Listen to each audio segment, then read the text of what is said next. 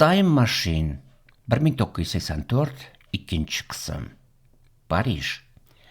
Marg'ilonlik Tamara Artyomovna Petrosyan 1925-yili xalqaro dekorativ ko'rgazmada Esirni tamsil qilish uchun Parijga boradi.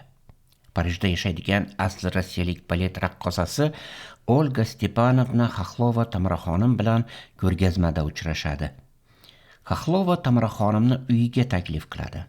Xaxlovaning o'sha paytdagi eri mashhur rassom Pablo Picasso edi. 1925-yil Picassoning dovrug'i kosmosga yetgandi. Uni ko'rish uchun boshqa mashhur odamlar ham kunora kelardi. Tamara xonim mehmonga borgan kuni Picassonikiga mashhur fizik olim Albert Einstein atay Berlindan tashrif buyurgandi.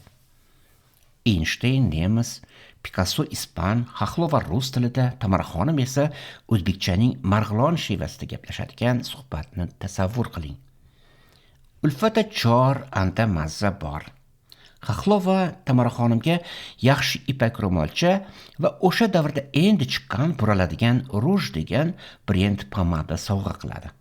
Tamara xonim qizilga bo'yalgan labiga oq ipak ro'molni bosib, lab shaklini print qilib Picassoga ko'rsatadi. Picasso bo'lsa Ispaniyaning Malaga shahridagilarga xos yumor bilan Marg'ilonda shunaqa rassomimiz bor ekan, bilmay yurgan ekanmiz deydi. Hamma silkinib kuladi. Picasso oq ro'molchani olib ustiga itvachcha rasmini chizadi va Saadiyning g'azalini ispancha o'qiydi.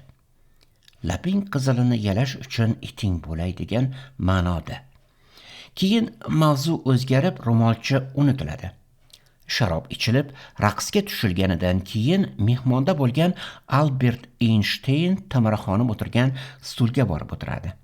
Tamara xonim esa Picasso yonidagi stulga o'tadi. Shu payt Einstein qora qalamni cho'ntagidan olib atrofga qaraydi, stolda turgan oq ro'molchaning lab va itvachcha tasvirdan pastdagi bo'sh joyga allaqanday raqamlardan iborat formulani yoza boshlaydi. Bu payt Tamara xonimni bemalol quchoqlab olgan Picasso barmog'i bilan Einsteinni ko'rsatib, lirikadan bexabar fizik deya kuladi. Tamara xonim bo'lsa Einsteinga o'qrayib, ro'molchani rasvo qilibsan, alvasti deydi.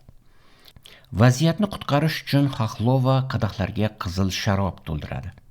Kommunizmning butun dunyoda tantana qilishi uchun ichiladi. Zakuskasiga Picasso har ikkala raqqosaning labidan muchcha oladi. Keyin ro'molcha Tamara xonim bilan birga Toshkentga ketadi.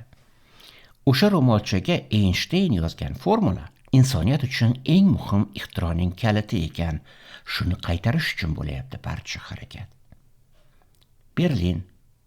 Yana 2023-yil. Berlinning West End mavzeyiga qaytamiz. Qahramonimiz Yovshondirdining missiyasi aniq bo'lgan edi. O'tmishga sayohat qilib Tamara xonim uyiga borib ro'molchani oladi va bugungi kunga qaytadi. O'tmishga mashina vositasida sayohat qilish imkoni haqida Simon Uellsning Vaqt mashinasi filmi orqali bilardim. Va buni fantastika deb o'ylaganman. Mana o'zim o'tmishga boradigan ilk odam bo'lib turibman. Gagarin ko'kka uchgan birinchi odam bo'lsa, men o'tmishga sayr qilgan ilk odamman. Faqat nega 1984-yil tanlandi? Men Jon deb 1000 yil oldingi Xorazmga borardim. Sulton Jaloliddinning onasi Turkon xotin yashagan Gurganchni ko'rib qaytardim. Bu istaklarimni Torstinga aytmadim. Uning miyasi raqamlar va formulalar bilan to'la. Romantika yo'q. Shuncha yoshga kirib uylanmaganidan qanday tip ekanligi ma'lum. Irina haqida so'radim. Chiroyli qizmi deb so'rasam, buning nima ahamiyati bor deydi. Meni qip yalang'och ko'radigan qizning tashqi ko'rinishi men uchun qiziqligini tushunmaydi bu fizika professori. Seshanbadan maxsus diyetaga o'tdim. Limon, apelsin, mandarin, kivi, baliq o'ldirig'i va gul karam yeyman. Non, shirinlik, kofe va choy taqiqlandi. Bir haftalik diyetadan keyin molekulalarga ajralaman. Agar molekulalar birikmay, ikki davr orasidagi arosatda qolib ketsam, mendan rozi bo'lasizlar Kimni mendan qarzi bo'lsa, Berlindagi MO instituti direktori to'lab qo'yadi. Men esa barcha qarzimdan kechdim. Kvartiramdagi qozon bilan chinni choynakni Berlinda yashaydigan raqqosa qiz Azalga berib qo'yinglar. Meni eslab yursin. Qolgan narsalarni musorga tashlavoringlar. Toshkent 1984-yil 19-aprel. Bo'm-bo'sh tramvayda Lisunova tarafdagi uyga qaytayotgan Irina bir nuqtaga qaragancha xomush o'tiribdi. Uning qo'lida 20-aprel kuni sodir bo'ladigan voqea yozilgan qog'oz. Bu qog'ozdagi voqea sodir bo'lsa, haqiqatan ham kelajak bilan aloqa qilayotgan bo'lib chiqadi. Kvant fizikasi bilan tanish bo'lgan Irina vaqt bo'ylab sayr qilish haqidagi ilmiy gipotezalardan xabardor edi. Einsteinning vaqtlar orasidagi tuynuk va tunnellar gipotezasi nisbiylik nazariyasining eng kam o'rganilgan qismi o'laroq Irinani o'ziga jalb qilgan edi. Irina aviasozlar shaharchasi yonidagi Lisunova kinoteatri oldida tramvaydan tushdi. Kinoteatr ortidagi yo'ldan 500 qadamcha yurib, eshiklari uzilay degan qachonlardir bo'yalgan ko'k bo'yog'i ko'chib, olachipor bo'lgan xarob podyezdga kirib, sassiq yo'lakdan 2-qavatga ko'tarildi. Ustiga sariq kraska bilan 21 deb yozilgan taxta eshikni ochib, ichkaridan yopdi. Bir xonalik uyning tobutday torligidan odamni yuragi siqilardi. Irina egnidagi ko'chaga kiyadigan kiyimlarini yechib, avaylab shkaf ilgichiga osdi. Paypog'i va trusigini yechib, rakovinada ustidan suv quydi-da, g'imjib yuvib vannadagi batareyaga yoydi. Ertaga qursa kiyib ishga boradi. Vannadagi bir qulog'i siniq murvatni burab, dush tagida turdi. Suv sachramasin deya vanna va rakovina orasidagi klyonka pardani tortib qo'ydi. Kafellari singan vannada mog'or va siydik isi pungurib turardi. Yalang'och tanasiga rangi uniqqan vada bumaze sarafanni kiyib, yagona xonaning derazasini ochib ko'chaga qaradi.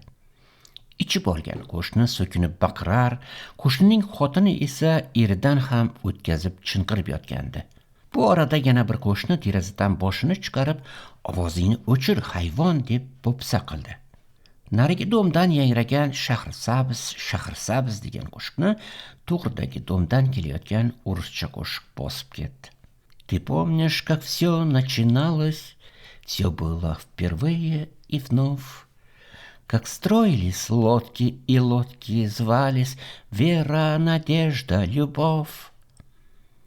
Irina bu qo'shiqni eshitarkan mudragan ko'zi yarq etib ochildi. Qo'shiq kuylayotgan vokal instrumental ansambl nomi Mashina Vremeni edi. Irina bu baxtiqaro shaharda ishonch, umid va sevgi borligiga ishonmasdi. Undan ko'ra davrlar aro sayr qiladigan vaqt mashinasi borligi ishonchliroq tuyuldi.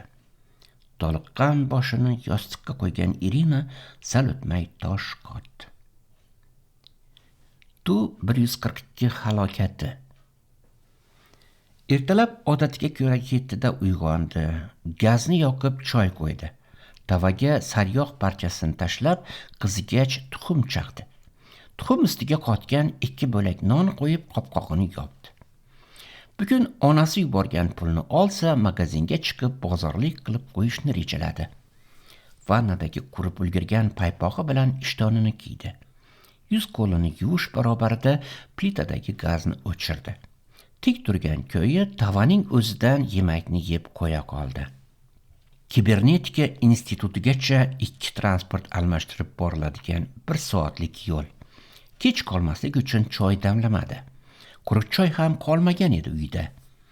Irina kinoteatr yonidan o'ta turib, oldi odam bilan to'la gazeta kioskasiga ko'zi tushdi. Birdan hushyor tortib kiosk oldida navbatga turdi. Irinaning navbati kelganida sotuvchi amaki "Pravda konchilas" deb qoldi. Pravda bu gazeta nomi, lekin do'konda Pravda Vostoka degani tugamagan ekan. 2 tiyin to'lab bosmaxona bo'yog'i isi kelib turgan gazetani olib kiosk oldidan nari ketdi. Tramvayga kechikmaslik uchun yugurdi. Irina chiqishi bilan ortidan eshiklar yopildi. Taraqaturuq qilib tramvay jildi. Irina o'rindiqqa o'tirib gazetani ochdi va bo'lishi mumkin emas deya baqirib yubordi. Barcha yo'lovchilar Irinaga qaradi. Irina kechirasizlar deb yana gazetaga qaradi. 20-aprel kuni Axota dengizi uzra Sovet bombardimonchi samolyoti Tu-142 halokatga uchragan, ekipajning barcha 8 a'zosi o'lgandi. Irinaga bu voqeani bir kun oldin kelajakdagi fiziklar xabar qilgandi. Demak, Eynshteyn aytgan o'tmish va kelajak orasidagi tuynik mavjud. Bu tuynik formulasi Irina yashayotgan Toshkentdagi raqqosaning uyida edi. Buni hali Irina bilmasdi. Siz rassom va yozuvchi Shuhrat Bobojonning Time Machine asari 2-qismini tingladingiz. Davomi bor.